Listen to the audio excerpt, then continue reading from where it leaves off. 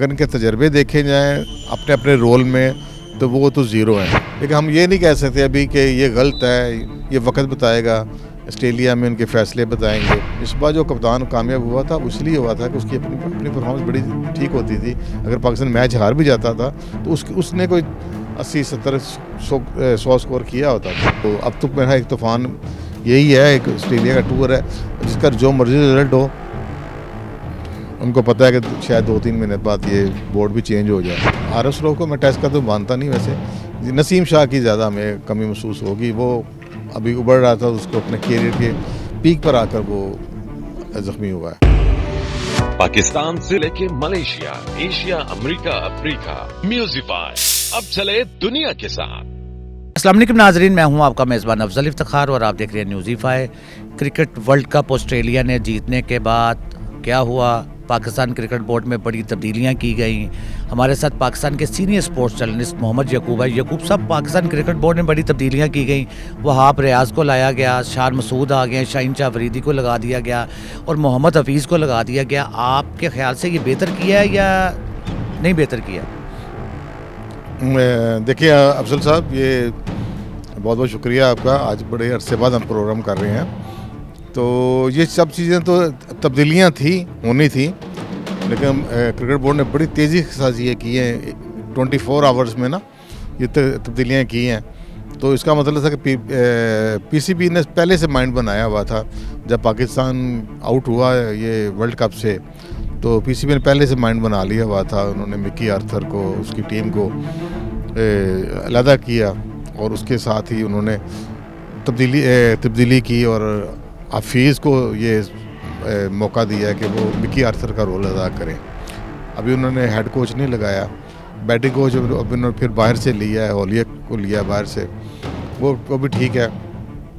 लेकिन असल बात यह है कि इतनी जल्दी जो तब्दीलियाँ की हैं, ऐसे लगता है कि माइंड पहले बन चुका था। एक ही मीटिंग की है बाबर आजम से और बाबर आजम ने कहा जी कि मुझे आप टाइम दें। उसको कहा गया था कि आप रिटेन करें टेस्ट क्रिकेट को, कैप्टनसी। लेकिन उन्होंने कहा कि उन्होंने अपनी फैमिली से मशवरा किया और उन्होंने कहा जी कि मैं वो भी नहीं करना चाह रहा, एज ए प्लेयर खेलना चाहता हूँ। ये मेरा ख्याल बाबर आजम का अच्छा डिसीजन था। इस पर उसने थोड़ा चकराया भी है पीसीबी इसके ऊपर। पीसीबी समझ रहा था कि ये टेस्ट की कैप्टनसी ले लेगा, लेकिन उसने ठीक फैसला किया। उसकी अपनी परफॉर्मेंस भी नीचे जा रही थी, प्रेशर बड़ा था और क्रिटिसाइज़ भी बड़ा हो रहा था। तो उसने अच्छा फैसला किया और मुझे बड़ी उम्मीद है कि अब वो अपने असल फॉर्म में खेलेगा, असल गेम खेलेगा ऑस्ट्रेलिया में। उसकी असल एज ए बैट्समैन जो उसकी परफॉर्मेंस है ना, वो हमें बहुत ज़्यादा ज़रूरत है उसकी।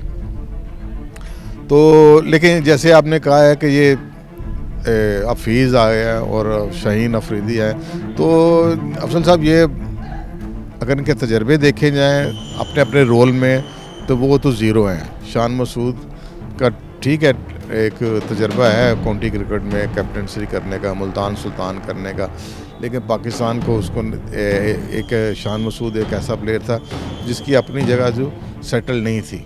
लेकिन हम ये नहीं कह सकते अभी कि ये गलत है, ये वक्त बताएगा, ऑस्ट्रेलिया में उनके फ़ैसले बताएंगे। क्योंकि आपको याद होगा जब मिसबाह हक को कप्तान बनाया गया था, उनकी भी ये ऐसी पोजीशन थी, कभी वो टीम में होते थे, कभी वो टीम में नहीं होते थे। तो जब पाकिस्तान को ज़रूरत पड़ी तो पीसीबी थिंक टैंक ने एक फ़ैसला किया, तो मिसबाह हक बहुत ज़्यादा क्रिटिसाइज़ हुआ। तमाम, मेरे ख़्याल में कोई भी नहीं रह गया था, तमाम सीनियर क्रिकेटर्स ने इस फैसले की कड़ी तनकीद की। और मिसबाह ने फिर एक बात कही थी कि पहले मुझे आप चेक तो कर लें, मुझे करने तो दें काम। तो वो उसके बाद देखा कि वो कप्तान बड़ा कप्तान साबित हुआ, उसकी अपनी परफॉर्मेंस भी ठीक रही और पाकिस्तान में मैच भी जीते और वो पाकिस्तान का सबसे ज़्यादा टेस्ट जीतने वाला कामयाब कप्तान साबित हुआ। तो हम होप कर रहे हैं कि शान मसूद भी मिसबाह को फॉलो करे और उसके लिए इसको ज़रूरत है कि अपनी परफॉर्मेंस जो है उसको ठीक रखे। अगर वो अपनी परफॉर्मेंस ना कर पाया तो कभी भी वो कप्तान नहीं कामयाब हो सकेगा। इस बार जो कप्तान कामयाब हुआ था वो इसलिए हुआ था कि उसकी अपनी परफॉर्मेंस बड़ी ठीक होती थी।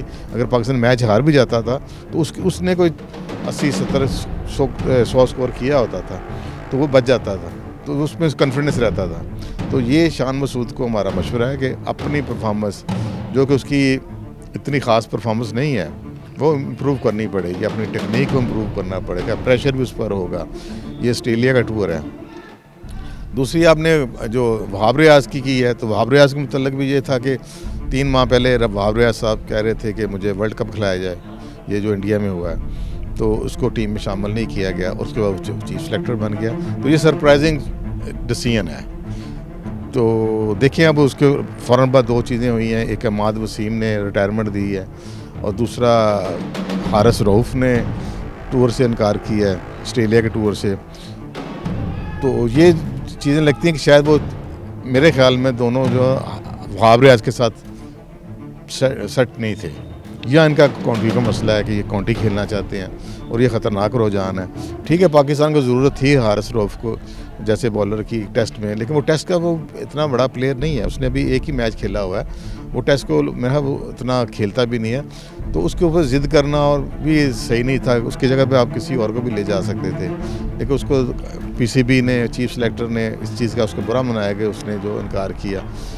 उसका अपना एक हो सकता है, उसकी चॉइस होती है, लेकिन वो सेंट्रल कॉन्ट्रैक्ट का खिलाड़ी है तो उसको माननी तो पड़ी चाहिए थी। लेकिन जो भी हुआ, मुझे लगता है वो वहाब रियाज से ईजी नहीं है, तो ये थोड़ी सी प्रॉब्लम आएंगी वहाब रियाज के साथ, तो वहाब रियाज इनके साथ खेलता रहा है, तो इसलिए मैं समझता हूँ कि थोड़ी प्रॉब्लम आएगी। लेकिन ये अब पीसीबी का मसला है कि उसको टैकल करे।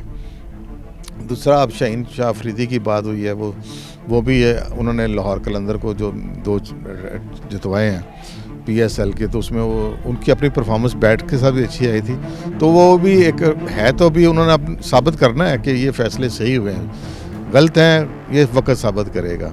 तो हमें उम्मीद करनी चाहिए कि ये फैसले सही हों। बाकी हफीज़ का तो मुझे समझ नहीं आई। हफीज़ तो आपको जैसे पता है कि वर्ल्ड कप से पहले ही, एशिया कप से पहले ही उसको पहले भी जिम्मेदारी दी थी, टेक्निकल कमेटी में मेंबर था वो पीसीबी का, यही ज़कात शरीफ साहब की, उसने उसको छोड़ दिया था, रिज़ाइन कर गया था। तो उसके बाद उसके जाने के बाद अलग वही टेस्टिंग टाइम था, एशिया कप चल रहा था और फिर वर्ल्ड कप आना था, उस वक्त उसको रिज़ाइन नहीं करना चाहिए था, खड़े रहना चाहिए था साथ, लेकिन वो छोड़ के चला गया और बाद में फिर वो बहुत बड़े रोल में वापस आया। जब ये दोनों तूफ़ान निकल गए तो साथ आ गया। अब तो मेरा एक तूफ़ान यही है, एक ऑस्ट्रेलिया का टूर है जिसका जो मर्जी रिजल्ट हो, उनको पता है कि शायद 2-3 महीने बाद ये बोर्ड भी चेंज हो जाए इलेक्शन के बाद, तो एक ठीक है, उनको एक रोल मिला है, उनका प्रोफाइल बन जाएगा। लेकिन असल बात है कि ये जो फैसले लिए हैं वो ऑस्ट्रेलिया में क्या रंग लाएंगे, क्या पाकिस्तान ऑस्ट्रेलिया को टफ़ टाइम दे सकेगा, तो ये देखना है अब आगे हमने। यकूब साहब, ये देखें, पाकिस्तान क्रिकेट बोर्ड के जो चेयरमैन चौधरी ज़कात शरीफ साहब, उन्होंने हफीज़ को, वहाब रियाज को और शान मसूद को और शाहीन शाह अफरीदी को लगाया तो है, मगर इनका तजर्बा है ही नहीं है, उन्होंने इनको क्यों जस्ट किया? मैंने यही आपसे अर्ज़ की ना, उनका तजर्बा नहीं है, लेकिन ये चीज़ें पहले भी हो चुकी हैं, क्रिकेट में होती हैं, तो ये फैसले साबित किए जाते परफॉर्मेंस के साथ। तो अब देखिए, ये ऑस्ट्रेलिया का टूर है, देखें अब हम ऑस्ट्रेलिया के टूर के बाद इसके ऊपर बात करेंगे, ये फैसले सही साबित हुए हैं, गलत साबित हुए हैं। हारना जीतना देखिए अफसर साहब एक अलग बात है, लेकिन आपने हारे कैसे हैं, आपने फ़ाइट की है। जैसे कल भी शान मसूद अपनी प्रेस कॉन्फ्रेंस में कह रहे थे कि हम कोशिश करें कि हमने 350-400 वहाँ पर किया हुआ पिछले टूर्स में, तो हम इसको 400-500 तक लेकर जाएं, और हमारे बॉलर ऐसे होने चाहिए 5 उनको पिक करें जो 20 विकेट्स ले सके।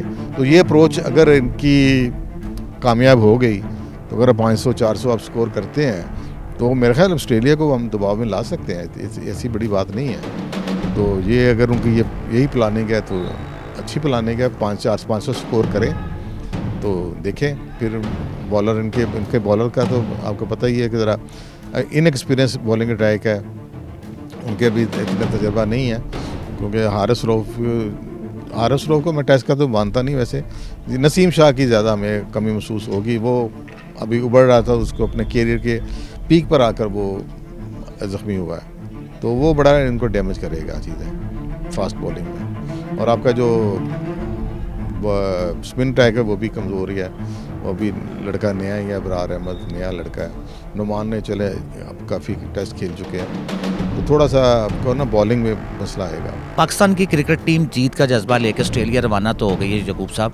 ये बताएं कि पाकिस्तान क्रिकेट टीम के जो खिलाड़ी हैं वहाँ पे परफॉर्म भी कर पाएंगे या नहीं कर पाएंगे?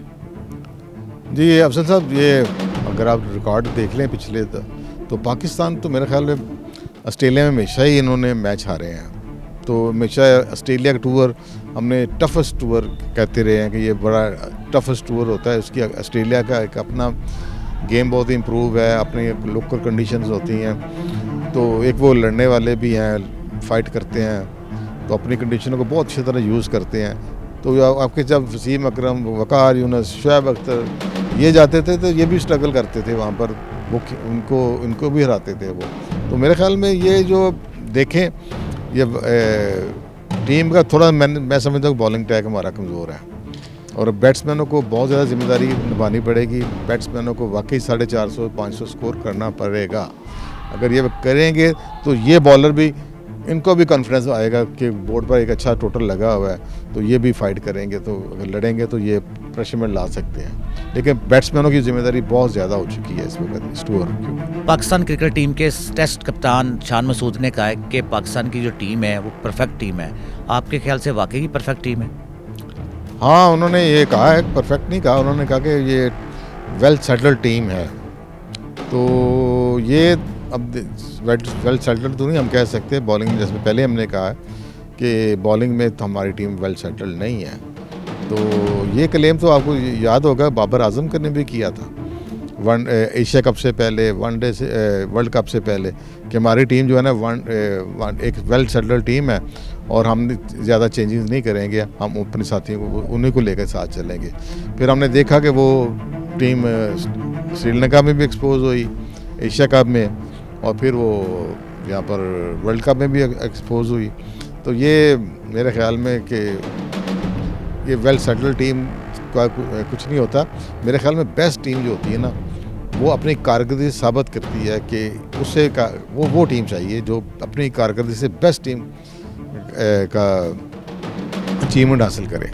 तो सेटल तो होती है, लेकिन मेरे ख्याल बेस्ट टीम हमें चाहिए। उसमें अभी थोड़ी सी बॉलिंग की कमी है। बॉलर देखें, हो सकता है कि नए बॉलर भी जब आते हैं तो वो अपनी क्लास शो कर देते हैं, पहली सीरीज़ में शो कर देते हैं। तो अल्लाह करे हमारे पास भी ये अबरार की शेप में ऐसा टैलेंट हो। ये खुर्रम शहजाद फास्ट बॉलर आया, तो देखें अल्लाह ताला उनकी अच्छी उनकी गई है। साइम यूब का टीम में शामिल होना एज ए ओपनर, जो कि अभी उसको शायद चांस ना मिल सके, लेकिन वो एक अच्छा एडिशन है।